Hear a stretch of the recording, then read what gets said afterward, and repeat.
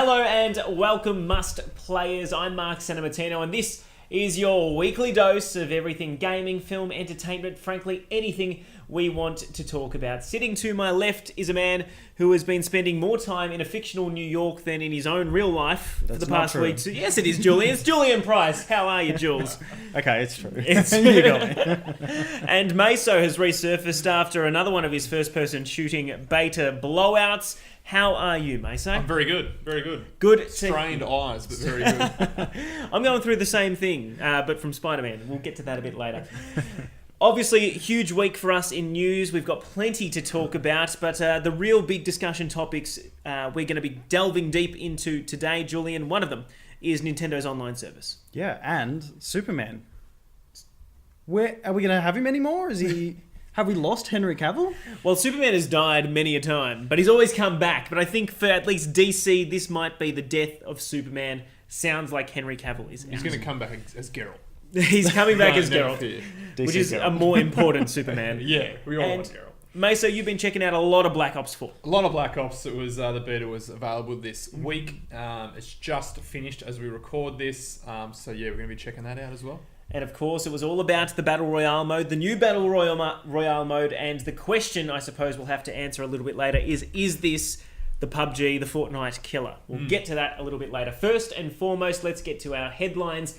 And a big one is that this week, iOS12, the new operating system for all Apple devices, is coming out. And I think the biggest thing for me, at least, is the fact that according to Apple, it's going to solve a lot of the issues that they've had in the past, where if you upgrade your phone and your iOS, your older model iPhones or iMacs, basically just or iPads get plummet. They're only doing it this time because they were seemingly caught out. Yeah.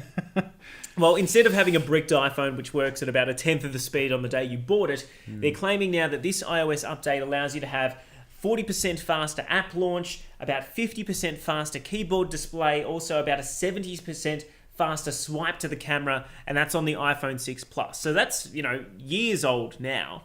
Yeah. And they're claiming that this is the improvement that this is going to bring. So, I mean, that's huge, surely, for these iPhone users in terms of fixing the company's perception. Yeah. Well, I'm still rocking a 6. And if I swipe right to the camera, I'll go put it down and make a sandwich.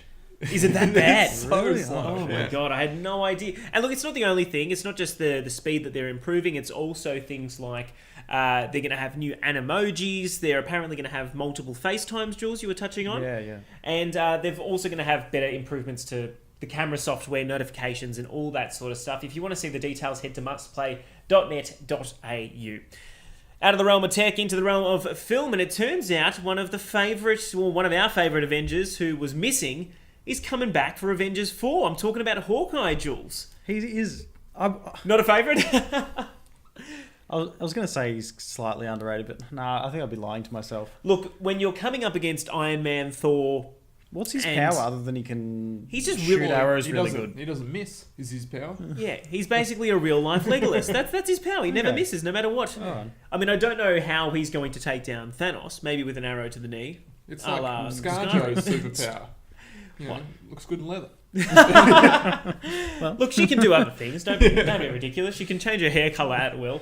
But basically, Jeremy Renner, the actor who plays Hawkeye and has done since the first Avengers movie, he has shared a photo to his Instagram saying that not all of his days start the same, but I always finish with a smile. #Avengers, which means he's probably going to come back for part 4. He was, of course, missing from Infinity War. Everyone was asking, where the hell is this guy? Has he gone back underground with his family, or what's going on there? He was one of 2 that was missing, including Ant-Man. But Ant-Man had a movie that came out a month or so later. Yeah. So it made sense that he wasn't there. I wonder why. Because he probably would have been the one to get faded away by Thanos before he even got the Infinity Gauntlet. Just with one Power Stone, he's gone. We'll see what role he plays when the film comes out April next year. Now, of course, the Emmys are on. As we speak, they're being televised here in Australia. We had all the results come through earlier in the day, though.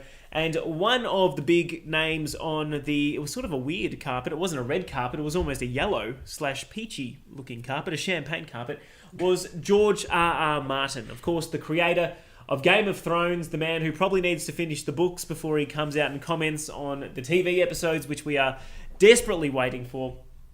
he was saying on the red carpet, on the carpet, that it could have gone to 13 seasons. Let's have a listen. We could have gone to 11, 12, 13 seasons, but I guess they wanted a life. So you wanted it to keep going. Well, if you've read my novels, you know there was enough material for more seasons. They made certain cuts, but that's fine. We have 5 other shows, 5 prequels in development. So, gents, that came from an interview he did with Variety at the Emmys. He was saying that there would be enough material, essentially, as we just heard, for 5 more seasons. Do you think we need 5 more Game of I'm Thrones? so far behind in Game of Thrones. Yeah, I'll be 80 years old by the time they come out. Yeah. And by the time you get around to watching them as Yeah, well. yeah. I don't know. No, wrap it up. Yeah, personally for me, I'm getting a bit sick of this wait. I felt like there was such a long wait between the previous season and the one before that, and then we only got 8 episodes, and we know this last season is only going to have 6 episodes, and I understand there's a lot of stuff they cut out of the books, but really, strike while the iron's hot. Don't let it get any... don't let it lose the momentum that Game of Thrones has enjoyed for so long. But he did also touch on the fact that there are 5 prequels in the works, which we've known this for quite some time. He's developing 5. He says they can either be some 100 years before the events of Game of Thrones that we know, up to 5,000 years before in Westeros. So I'm sure the original fans of the books are just saying, please, mate, don't worry about these options. Just can you actually finish what we've been waiting to read for years? The books. Oh, well. George R.R. Martin for you. And just touching on another news item, last week we mentioned the fact that Belgium had taken legal action against EA, or at least placed them under criminal investigation over the way they were handling loot boxes in the upcoming FIFA game and in previous FIFA games, saying that it was borderline gambling.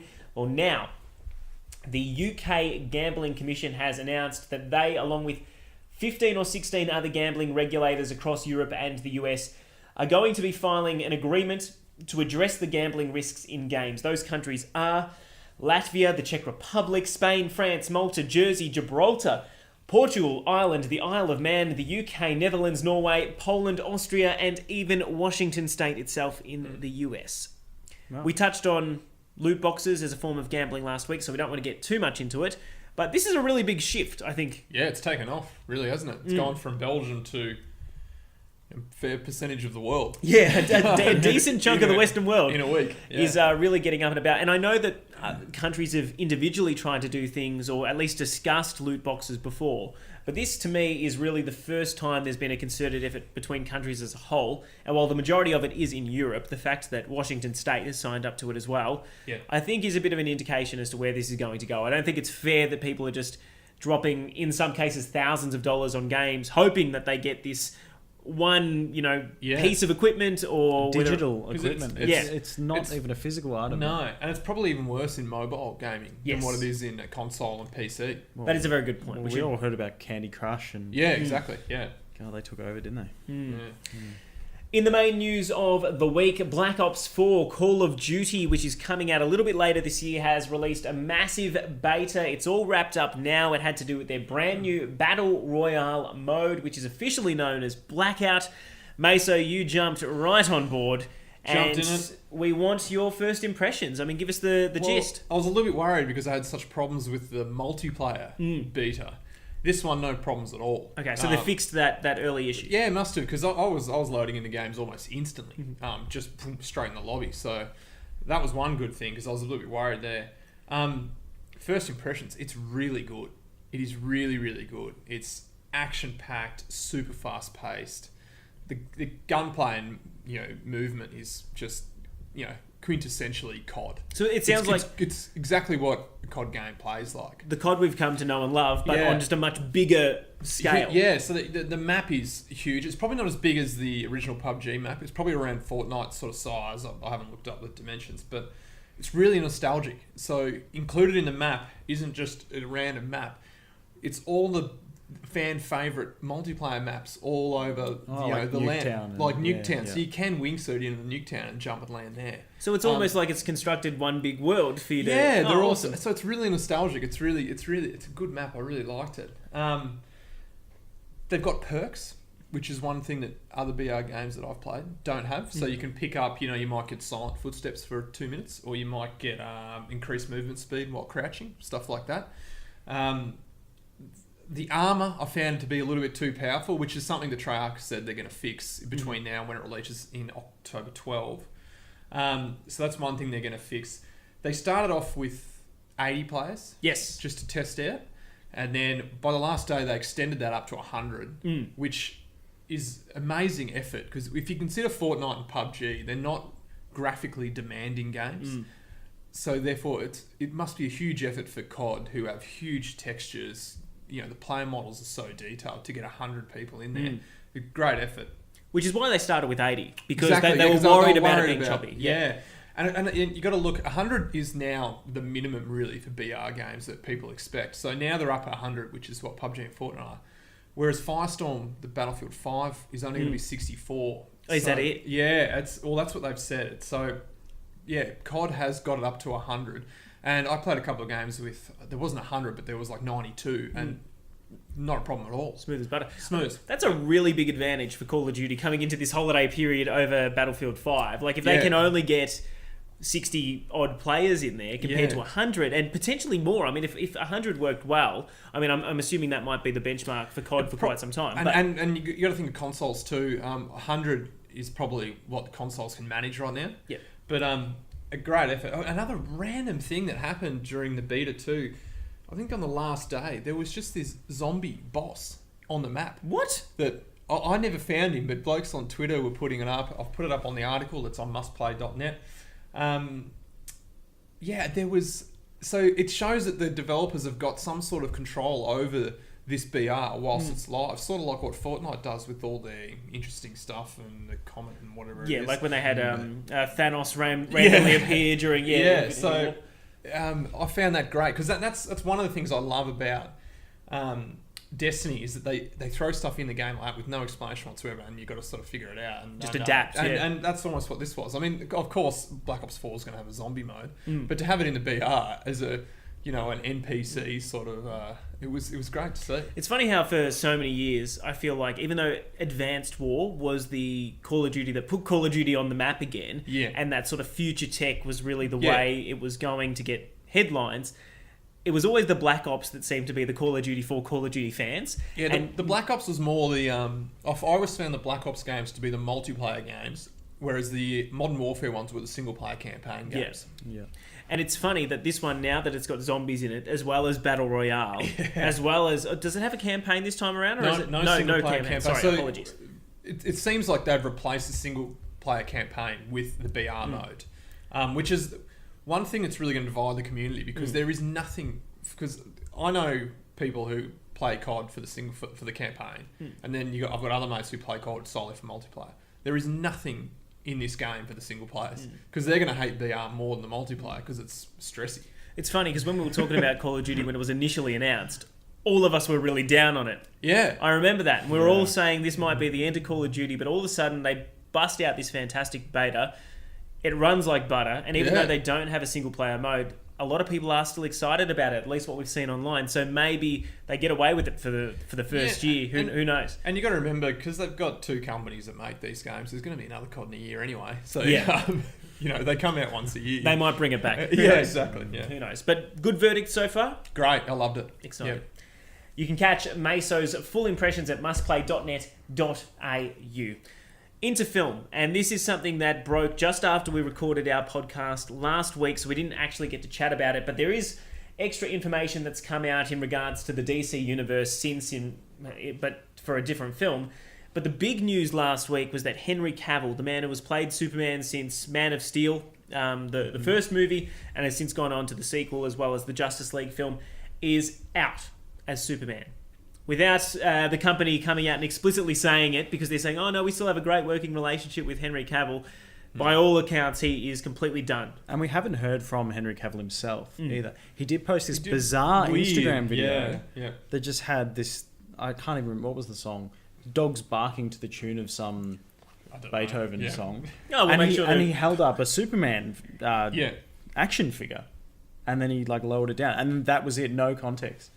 So that's all we've got from him. And I mean, we've heard the rumours about Ben Affleck being out as Batman as well. It just seems, at least to us at this stage, that DC movies, their universe that they were trying to build, in a bit of a rush, I must say, to try and match what Marvel was doing, is falling apart and falling apart quickly. With the exception of Wonder Woman, which was fantastic, it just seems as though there's nowhere near the same amount of enthusiasm for this. No, for this, I think they needed universe. to focus less on competing with Marvel and more on the universe they were building. Because are they still going to release Aquaman? Like, it's just... I would assume so. I mean, it was part of their planning, but I mean, look at what's happened to Guardians of the Galaxy 3 and on the Marvel side. So, I mean, things can change. Yeah. Look, I'm not sure. It smells of reboot, though, doesn't it?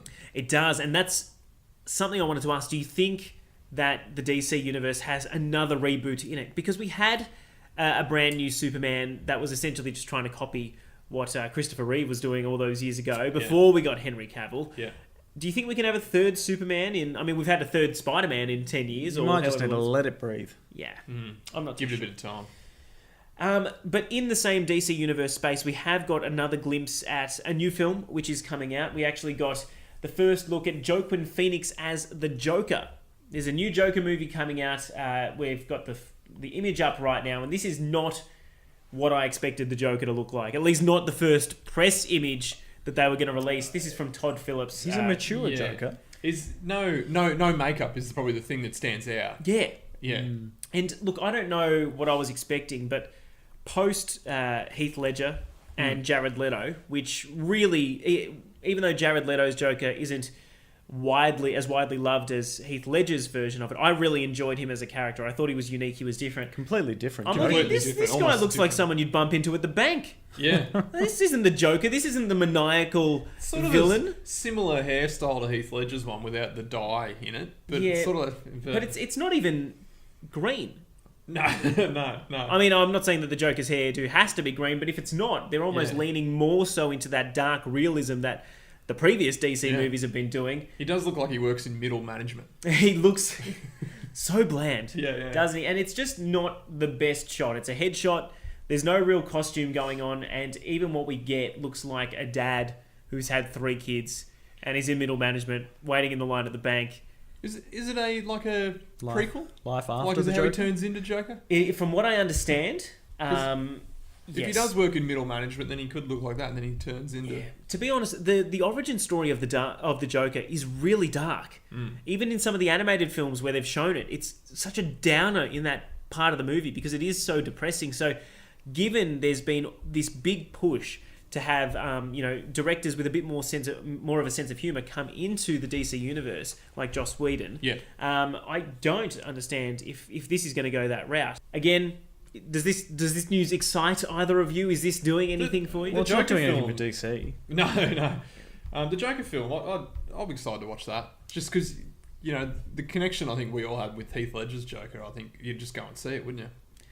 If Heath Ledger was still around, and we got a whole, and you can only imagine what it would have been like had he not died so tragically. But I would go watch that. I would go watch a Jared Leto Joker film. I actually really enjoyed what he did with the character. I thought he was insane, and if it wasn't for such poor script writing in the Suicide Squad movie, which I think really was a disservice. By the way, I can rant. I've got it. The perfect way to fix that movie is to give Joker the heart of the witch. Because that way you've got him with the heart, the Suicide Squad with Harley Quinn, and obviously the witch that's played by Cara Delevingne is in possession of the world at that point in time. Power triangle, perfect filmmaking. How they missed that is completely beyond me. I'm not a film. You've watched it. Hello, DC, Warner Brothers? Yeah, you've watched that movie too much. I've watched that movie once, and I complained about it on the phone to my brother for about an hour and a half afterwards, and we worked out what went wrong. Anyway, irrelevant. It seems, at least to me, that neither of you are particularly interested. No, I watched it once and went, that was terrible, and turned it off. Anyway, let us know what you think about these latest developments in the DC universe. Are you upset that Henry Cavill and Ben Affleck are seemingly out of their roles as Superman and Batman, respectively? Are you at all excited for Joaquin Phoenix to see what he can do as the Joker? Let us know in the comments below or at mustplay.net.au. And our final discussion point this week has to do with the humble little Nintendo Switch. I've got it sitting there at the front. I've grown very fond of my little Switch. As you should. It's a great little gaming console. And this week, they had a massive Nintendo Direct blowout, something that happened just after we recorded our podcast last week. We were waiting for it, so... We were. We're not going to harp on all of the announcements, but just to run through them pretty quickly, we got the confirmation that a new Luigi's Mansion is coming out next year, same as an Animal Crossing. Isabelle from the Animal Crossing series is also going to be playable in Smash Brothers, and even though I thought she might be a clone, it looks like she's a bit different. Not an Echo Fighter, so a brand new character. We had a huge Final Fantasy blowout. I did not see this one coming at all. All of a sudden, they're like, oh yeah, Final Fantasy 15 Pocket Edition, you can play that right now. Yeah. And you're going to get Crystal Chronicles 7, 9, 10, 10 Part 2, and 12 The Zodiac Age all next year. Which is a ridiculous amount, given how many of those... Who has time to play that many Final Fantasy games? Not me, personally. We also got a new bundle for a Pokemon bundle, so you're going to be able to get a Switch that's colour-coordinated to your Pikachu and Eevee. Same for Smash Brothers. Updates for a whole bunch of games like Mario Tennis, Splatoon 2. We got a name for Yoshi's Crafted World. And they're also releasing Super Mario Brothers U Deluxe as well, which was on the Wii U, but I'm not going to buy it. Anyway, I wouldn't buy it, but that's because I've played it before. But the big thing for me, in terms of Nintendo, has got to be their announcement of online. We knew this has been coming for a long time. Online on the Switch has been free so far since it launched back in March last year, but they said eventually we are going to have to pay for this thing, and now they've revealed what they're doing exactly. Basically, it's the same as what it was. You play online using P2P. They don't have servers at all, which is a big sticking point as to why I suppose Xbox and PlayStation have value when you pay that $60 a year. Cloud saves will finally be an option, but they're not an option in every game. You will have access to a permanent NES library, almost like a little Netflix, but it's only starting with 20 games. And you will also be getting exclusive mystery offers, and all they've shown off so far is some exclusive gear for Splatoon 2. Yeah. This is all going to cost around $30 per person, or you can pay $54 for a family bundle and get you and 7 of your other mates to divide that $54. So you could get it pretty cheap if we all do with Spotify. Yeah, exactly. No, Maso, none of us do that, okay? Don't be ridiculous, right? We all pay our full amount. But I wanted to ask the question, if you had been getting something for free, relative when you're only adding really the ability to get cloud saves, and the NES library, and the library, and $30, like PlayStation's $100. Is it $100? I thought it was about $60 or $70. I think it's $89 or $90 or something like that a year. So that's a fair bit more, but you are paying for servers though. Yeah, and every month you're getting some great games. Yeah, well, it looks like they're going to be offering up some stuff every month as well. If it's just some gear for Splatoon 2, that's not very exciting. And NES library's nice, but it's not. Well, see, the thing is, I mean, it's great to... Everyone's been begging for the Virtual Console to come back for this thing, because they want to play, Super Metroid, and they want to play, the old school games on the go, which is what the Switch would be perfect for. They did it with the 3DS, so it doesn't really make any sense why they couldn't do it for this, but they've put it behind this paywall now where you can't just buy the one game you want, have it for life. I personally, as a big-time Nintendo fan who's bought a lot of those NES games before and played them, I'm not all that interested in that. Yeah. So for me, it really depends on what sort of exclusive offers we're going to get.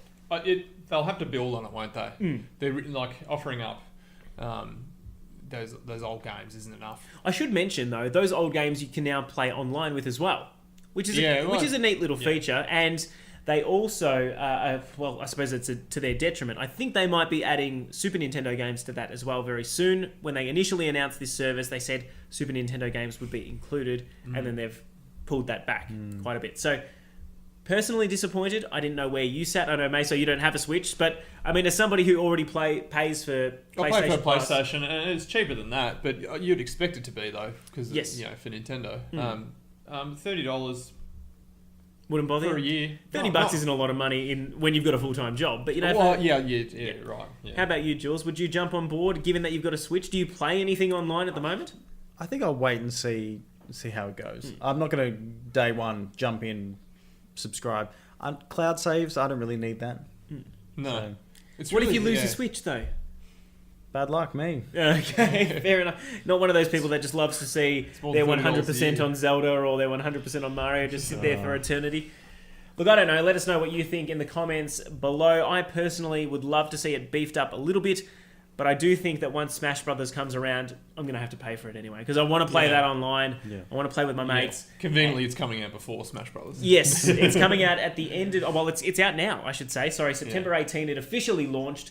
And they have kicked it off with a trial period. And I should also mention as well, if you're a kid that's addicted to Fortnite on that little machine there, any of the free-to-play games which require online, you can still play online for free. You don't actually have to be signed up, but that's where that is. On to the games we have been playing this week, gentlemen. Maso, we already got your big rundown. I'm out of the way. I'm done. You're done. We've already got your rundown of Black Ops 4, which was great. Maso, Jules, you have finished Spider-Man. Finished Spider-Man. It's all done. We don't want to harp on it too long, but are we going to get a review? I mean, what did you think? Yeah, I'll definitely put something up. The story just... It's probably one of the best Spider-Man stories I've had told to me. Even including the movies, all that sort of stuff? I was just completely captivated, and it really... It's emotional. It got me, so it's good. Tugs at a heartstring. Yeah, tugs at a heartstring. So I won't talk about it too much until you finished it. No, I'm still about 5 hours off, I reckon. Mind you, I've only finised it, 3 hours before we recorded this, so it's still pretty fresh. Don't shed a tear, mate. I'll go get a tissue box for you. When you walked in. But it's good. I think everyone needs to play this game, including you, Maso. Are you I'll excited? get around to it. Are you excited for a potential second one? Do you think we'd get a second one? Well, I know that we're already getting DLC for the game next month. Yes. So I know it's only a quick turnaround, isn't it? Yeah, bring on a sequel. All right. That is our verdict at Must Play. It sounds like it's going to be a Must Play game, but we will wait for that full review, which should be up on the website by the time this goes live. Thank you, as always, for joining us. This has been the goodness that is the Must Play vodcast. As always, let us know what you have been playing. Get involved in the discussion by leaving a comment or sending us an email. While you're there, why don't you give us a big old like, thumbs up, 5 stars, whatever you can. And remember, we're across everything. We're on Facebook, we're on Instagram. We are not on Snapchat because that seemingly is a dying platform, but you will find us wherever. Should we be on Snapchat? Probably too old to be on Snapchat. What are we going to send? Just quick snaps of our recording set up or mum's You dinner can do Instagram story. before the podcast. I Instagram don't think so. story. Yeah, Thank you again for joining us. We'll see you next week for episode 14.